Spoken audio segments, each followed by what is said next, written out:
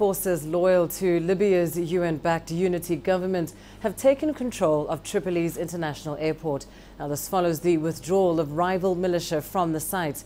The airport was badly damaged during fierce fighting in mid-2014, and since then, it's been under the control of the Fajr Libya coalition of militia. Government forces are also said to have recaptured some military camps and sites previously controlled by rival armed groups. Violent clashes erupted in southern Tripoli last week between rival militias, among them those aligned with the UN-brokered government. Health officials say more than 56 people were killed in the fighting.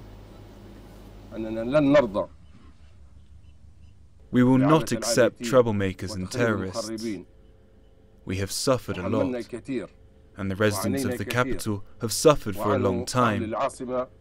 But it's time for this to end and to return the capital to security and safety.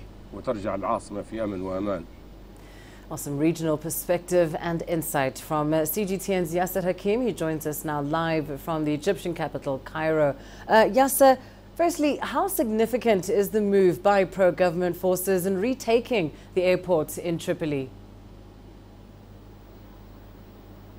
It's a very important development because these airports, it was not the first time that it has been taken on by rival militias, but the airports were always used as the channel point to receive arms, militants, and weapons, and all kinds of equipment through these airports to the rival militias.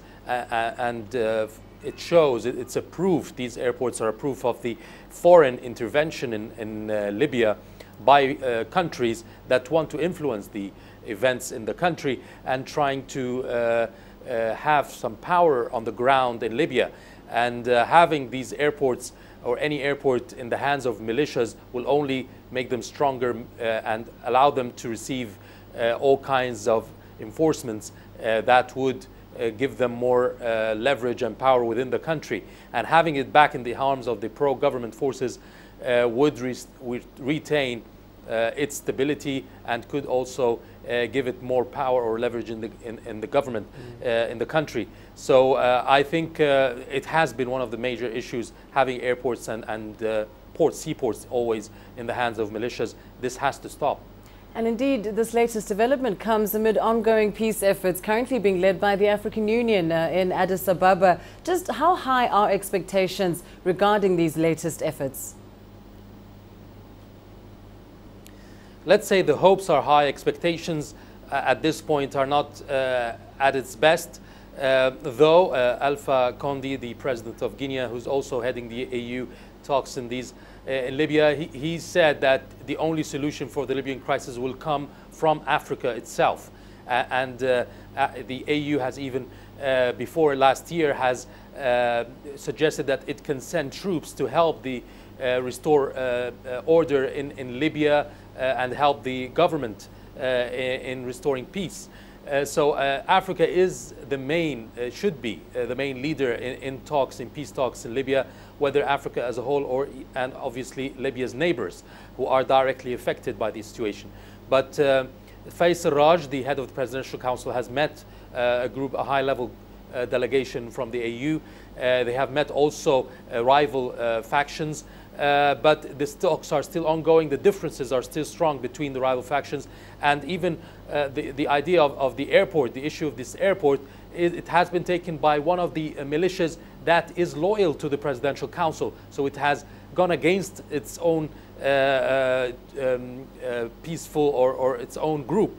So there is infighting even between loyal supporters of the government, and it shows how loose the peaceful situation or the alliances are between the rival factions, and this has to be strengthened using mediators from Africa or from the international community. The UN has been trying hard but has not been as successful as hoped. Maybe the AU can take over and bring better results, having more connections with Libya than the UN, having more alliances with Libya. They can mediate and try to reach a solution between the two rivals, the Presidential Council and the Parliament, and also between the different militias in the country who have different allegiances to different parties in the country. These all have to unite under one coalition government or one leadership and one army. And this is what AU is trying to do now, whether through these talks, whether through the peaceful resolution that it has adopted last year as well, that is calling for diplomatic means and not military action in Libya. And they're hoping that this could lead to some kind of a result at the end of the week. Indeed, and whether they succeed, of course, remains to be seen. Thanks very much, Yasser Hakim, for that update, joining us there from Cairo.